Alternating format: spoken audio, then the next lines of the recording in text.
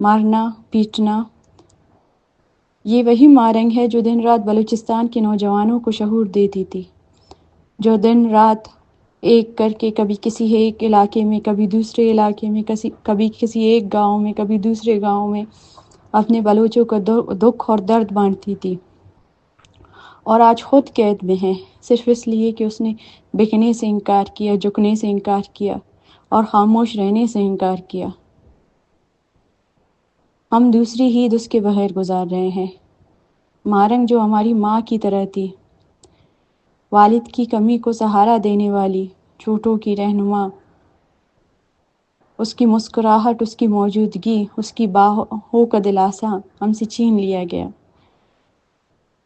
لیکن ریاست یہ یاد رکھے، مارنگ کو قید کر کے تم نے صرف اس کا جسم بند کیا ہے، اس کی سوچ، اس کا حوصلہ اور اس کی مزاحمت کبھی قید نہیں کی جا سکتی۔ ہم ڈاکٹر مارنگ پر فخر کرتے ہیں، ہم اس کے خاندان والے، اس کے دوست، اس کے لوگ، اس کا پورا قوم، سب اس کے ساتھ کھڑے ہیں۔ ہم یہ ریاست کو بتانا چاہتے ہیں کہ مارنگ اکیلی نہیں ہے، مارنگ کے ساتھ آج اس کی پوری قوم کھڑی ہے۔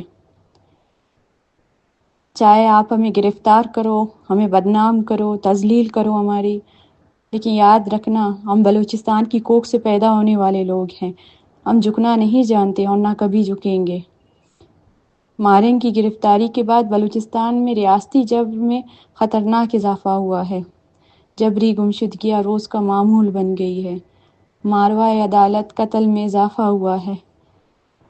کوئٹہ سے لے کر تربت، پنجگور، آواران، کیج، کلات، خاران، ہر بستی میں ماں اپنے بیٹے کے انتظار میں ہے، یا تو ان بیٹوں کی مسخ شدہ لاشیں انہیں مل چکی ہے۔